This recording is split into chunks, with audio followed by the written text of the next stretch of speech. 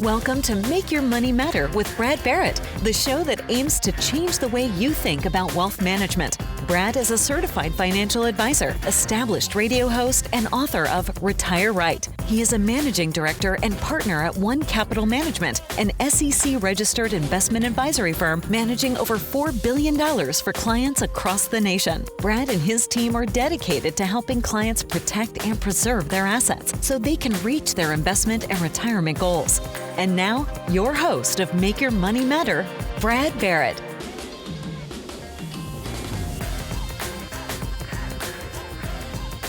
Welcome to Make Your Money Matter. I'm your host, Brad Barrett. I'm also a managing director and partner here at One Capital Management. I'm here each and every week to help you navigate your financial journey because after all, your money matters. Today on the show, we're gonna shift gears a little bit and talk about something I haven't really covered in the last 40 plus episodes that we've done. I wanna talk about the budget deficit. So here at One Capital Management, we've been having conversations around the federal rate hikes, and I'll be talking about that more later as we get into that data. And we've seen the news sources around the budget deficit, and I wanna hit this on the head with some facts today. All right, let's get into it. You know, this budget deficit is kind of this whole debt thing, right? We've been talking about it for years and years, and we know where our debt is. And I wanna talk about a few of those facts and how it relates to our administrations, by the way, both Republicans and Democrats, and then how it relates to us on Main Street, we'll call it. I'm gonna start out with a little bit of a bold statement here. The US federal budget is frankly on what I'll call an unsustainable path, but it's not for the reasons that most people think. Yes, our national debt is around 31 trillion or so, which is well higher than the annual GDP and frankly only going up. And yes, the budget deficit last year was more than 1 trillion for the third year in a row.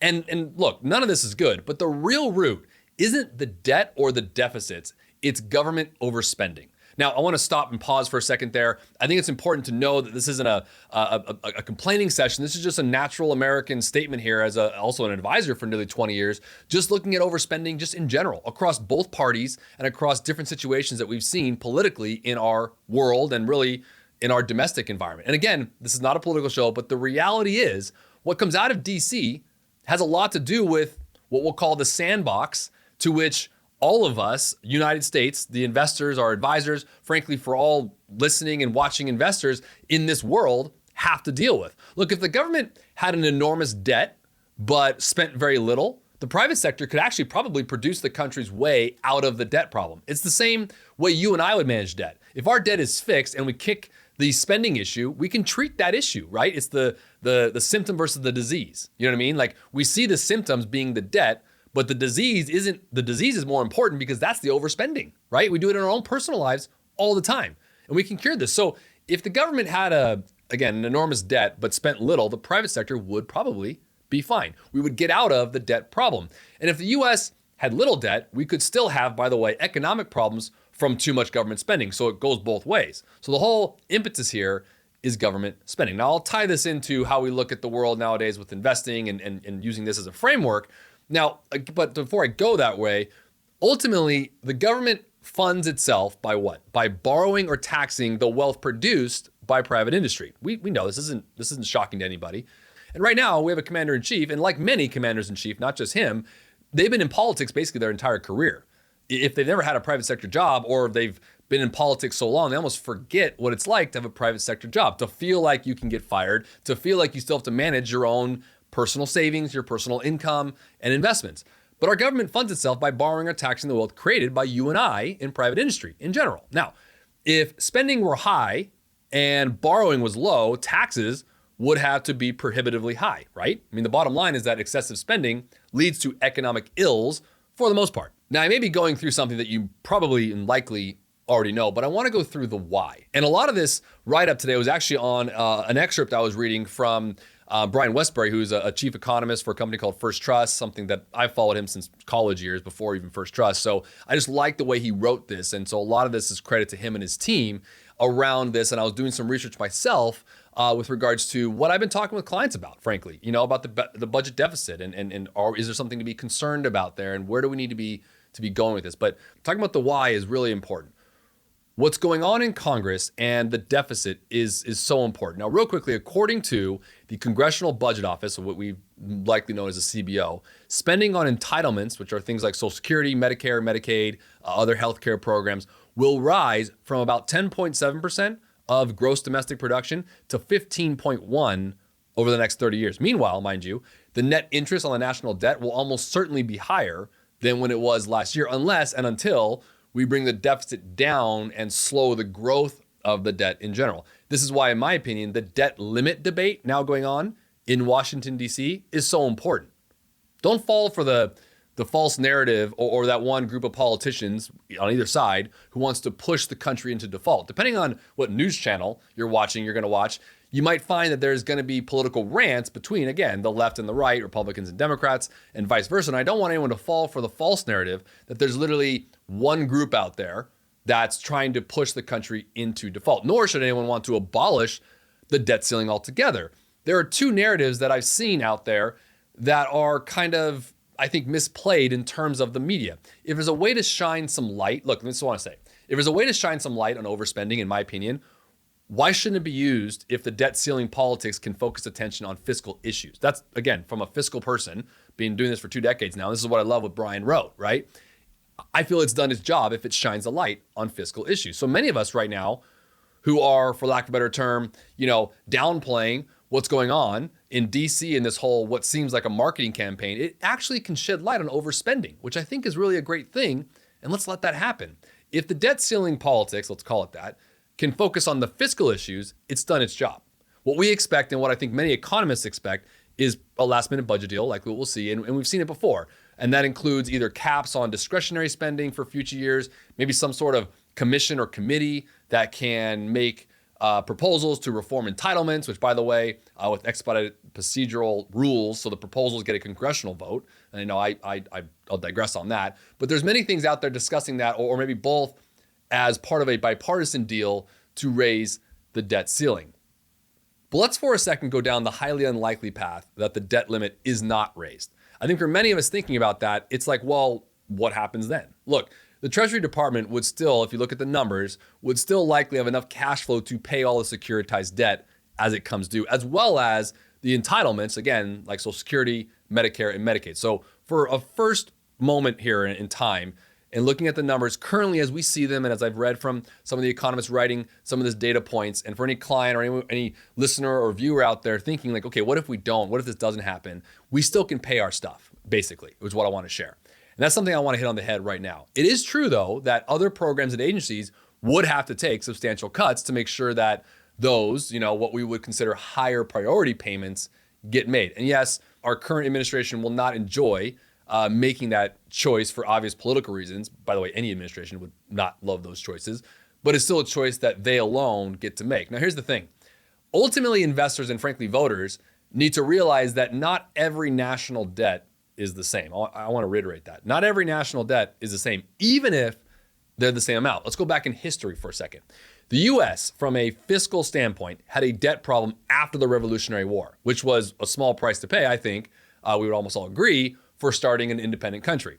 We also had a debt problem after World War II, but that was the price we paid to win a crucial war and frankly, fight evil. Now, our current debt problem is not like those. I think politicians spend money to win favor with their constituents. Agreed? It's okay. It's not wrong to use, but I would love your opinions on this, so you can leave some comments down below. It's not wrong to use the debt ceiling as a way to focus attention on this problem and the endemic overspending that it creates. That's a habit. This debt limit debate needs to break again if there's a way to shine light, again, specifically shining light on the overspending. Hopefully we're getting some people out there talking about it and saying, look, we can raise the debt limit, that's fine, but let's stop the overspending. No different than how I talk with clients. I've been doing it for 2 decades around cash flow management, debt management, whether it's buying a home, putting a kid through college, paying down credit card debts from an emergency, whatever it might be. We do this in our own lives. And all we're asking, I guess what I'm trying to say today when we talk about the debt debate and the debt limit, and everyone wants to get in the camp of like, we're taking on too much debt. I'm not disagreeing with that by any means.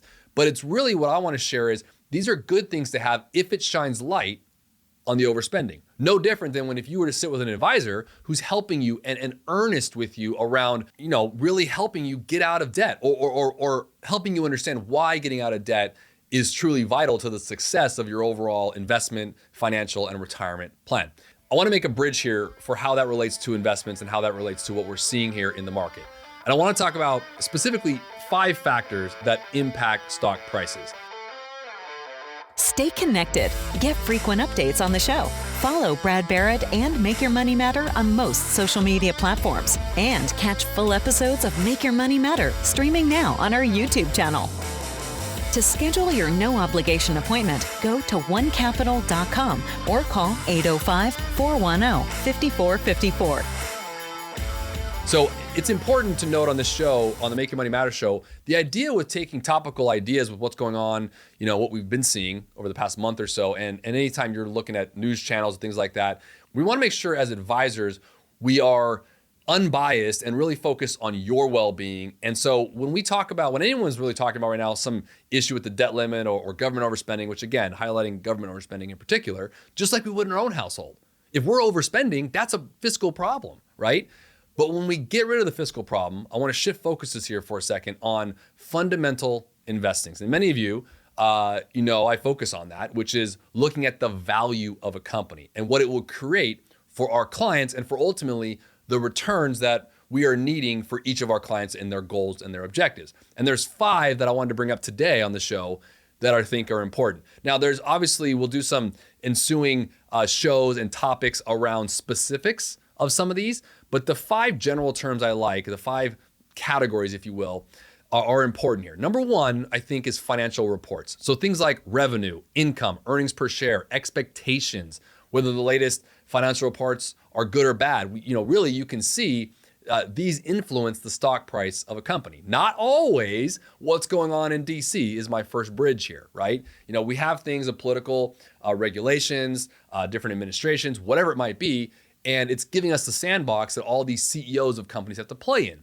And therefore, one of the ways to value a company, whether it's an administration, during a debt limit discussion conversation, a recession, or an inflation, whatever time period, these 5 help. So the first one's a financial report. Again, it shows a lot what's going on. We see this typically in the first part of a quarter because we get last quarter's numbers, last quarter's reviews. So that's an interesting note. So financial reports is number 1. Number 2, let's call it personnel changes. Maybe the appointment of a new CEO or maybe the swift resignation of a top official, can influence the stock price of a company really for varying different reasons. Now, mind you, we're also seeing some cutbacks in our economy. So you're going to see some of those things happen as well, especially in the tech sector. There was an abundance of jobs created through the pandemic, and we're really seeing those kind of move off, which is to be seen whether or not that's going to be efficient or effective for the company. And that's something we have to study fundamentally. We're also seeing future growth coming down a little bit, although for the most part, still positive. And companies are doing what I think, again, is fiscally responsible. It doesn't look great in the media, letting go of CEOs or letting go of executives or even employees, but it's fiscally responsible to make sure that they're minding what's going on. And a big part of what's going on for most companies is cost of labor, and basically salaries for people. So that's interesting to note. Personnel changes. Number 3, dividend changes, especially with value companies, right? One of the big differentiators, there's a couple of them, but growth versus value is a value company will typically have a dividend. So this is especially important for value companies. So the increase, as an example of a dividend or the cutting of a dividend can cause a stock price to change. So understanding how those look matter. Quick aside, this is something that if you're working with an advisor, they should be doing for you. It's what we here at One Capital Management do for our clients. So I want to bring that up as, we look at it fundamentally. There's a top-down approach and a bottom-up approach, and this is more of a top-down, right? Obviously, that plays into more of the sector industries in the company. This is more the general terms of things to look at when you value a company. The 4th one I'll bring up, we'll call it business announcements. So let's say the announcement of a new product or service, or maybe the acquisition or merger of another company can either increase or decrease depending on the company you're looking at the share price of that company. I think one of the best examples of this was Apple. I mean, they basically created the marketplace for big business announcements, right? They created a whole hoopla around it. And we all saw that, with the iPhone in particular, some odd 15 years ago. Now, mind you, business announcements have been going on since the start of the market. I mean, there's always some product, service, or acquisition going on. So keeping pace on, what that looks like for your portfolio and how we look at it as investment managers for our clients matters a lot. And the 5th and final one I'll bring up is sentiment changes. We've heard the term consumer sentiment before. And what does that really mean? the market, if you will, the proverbial market is made up of what? It's made up of you and me. We're human beings. We are collectively the market, and we have emotions and we have sentiments. And when consumer sentiment is low, there's not exactly a huge confidence that tomorrow is going to be a brighter day. So consumer sentiment changes factors into industries and into sectors and ultimately into companies. I mean, positive news, as an example, or hype around a company can propel the stock higher, and the same as a negative press can cause the prices to fall. So I wanted to share these 5 because I wanted to look, at what we're seeing as a deficit discussion or a budget deal, if you will, from the government, and really how we want to relate it to what we're seeing in our portfolio and companies. Now, of all those things I mentioned, some of it's fundamental investing and some of it's a little technical or a little bit just kind of seeing the ebbs and flows of the market, mainly the consumer sentiment one, right? I mean, there's nothing fundamental really going on with the company so much as it is kind of the feelings we all have about that company or about that industry. And some of that comes from the feelings we get because of things that are coming out of DC or the things that we're hearing on the news. So, it's really an important thing to kind of understand those 5 things as we kind of share that with news. Anytime there's news in DC or in Congress around debates or discussions, especially with different administrations. And, if we can curtail the spending, the overspending, we're not going to have too much of a deficit issue. And if you can imagine for a second, no matter what side you're on here, you got 2 screens in front of you, right? One is, C-SPAN and you're watching the budget deficit conversation and your blood's boiling or you're thinking about it. And then on the other screen, maybe you have your brokerage account up, right? Remember, they don't necessarily directly correlate. And I think I need to share that with everybody because I think sometimes, whether it's C-SPAN or CNN or Fox or whatever news outlet, and no knock to any one of those, right? But we directly relate it to now our brokerage statement on a custodial or an advisor side. And yes, there's a lot that interplays there, but it's not exactly directly correlated. So on the one hand, I'm talking about some of the items that I want to see happen with this deficit conversation, let alone the debt ceiling being raised. But the fact of the matter is, I love it because it's shedding light, I think, hopefully, on the overspending. By the way, you and I, again, would do this for our own household, right? So a lot of times we can relate the deficit to how we would manage our own household. And that's the problem I've always had about typical government officials, is simply because if you haven't had a private sector job or you're just so far removed from it, you have no idea that when you say you want to spend something and you really have no idea, how you're going to pay for that, that's a big problem. We wouldn't do that in our household, and we're just asking that of our politicians, of who we elected. And we all deal with this as everyday Americans. And so all we hope for, regardless of the administration, is that we do it right and we do it well. And I want to leave you with this today. The financial position you are in today is based on the financial choices you made in the past. But the financial position you'll be in say, 2030, will be based on the financial choices you make today. It's what we do today that will affect us down the road. Any decisions that we make, big or small, have ripple effects for many years to come. Okay, it's time to answer your questions. If you have a question or topic you'd like me to address, you can leave it a comment or a question in the comment section, or if it's something a bit more one-on-one you'd like to discuss, just go to the About page on this channel. You can send us an email. We'll always keep the questions I read here anonymous. You don't have to worry about your name being shared, but we would love to hear from you. So the question that came in today, I actually kind of liked because although it has little to do with the conversation we had about the deficit, it also has a lot to do with it because we're talking about debt. And it was the question around credit score and, and why is that important and how do we use that correctly? And I get the question a lot, like, how do you increase your credit score? How do you keep your credit score high? There's 2 things that I always share. And again, we don't necessarily get directly into the consumer credit environment so much, but I do know this, that there's 2 main factors. One is paying them on time, every time, no late payments, nothing like that. And then the other one is utilization, meaning the amount that you use per credit limit that you have. So, if you keep those in check, you likely will raise your credit score or keep your credit score high. But I also think it's important to note this, like one of the things that's really empowering for a lot of people is you need your credit score less if you pay down your debt more, right? So the reality is you don't need your credit if you really aren't taking on any debt. Now I know it's like, great, Brad, I get that, but like I have kids again to put through college. I got, my daughter's turning 16. And I just dealt with that with a client. I got to help her get a car, so I got to co-sign. They're going to pull credit, right? Whether soft or hard checks, they're going to pull it, right? So it still does matter. I get that, but you tend to worry less about it if you start managing your overspending, hopefully like what our government's hopefully going to do, right? If you start managing overspending, fix the disease. Again, wrong way to say it, but it's important. It's a good analogy, right? The symptom is the debt. The disease is the overspending, right? So if we fix that, the credit score will naturally follow, just because you're not putting more on it, meaning your utilization is going down, and you're still making the payment along the way. Maybe doing a snowball effect or an avalanche method of paying down your debt, whatever that might be. So thank you for the question. It's a good one.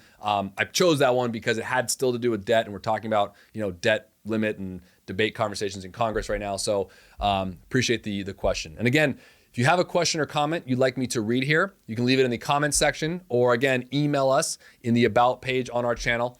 Before we go, if you found anything helpful today and want to learn more, you can visit our website at onecapital.com. You can also call or text us. We want to help. Listen, there's no pressure here. We don't treat people like a number. In fact, we value our relationships. It's the lifeblood of what we do. So click, call, or text us today.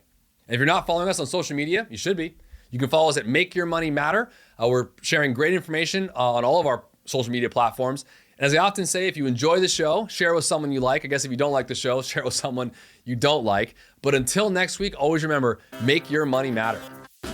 The information in this show is educational and general in nature and does not take into consideration a listener's personal circumstances. Therefore, it is not intended to be a substitute for specific individualized financial, legal, or tax advice. To determine which strategies or investments may be suitable for you, consult the appropriate qualified professional prior to making a final decision.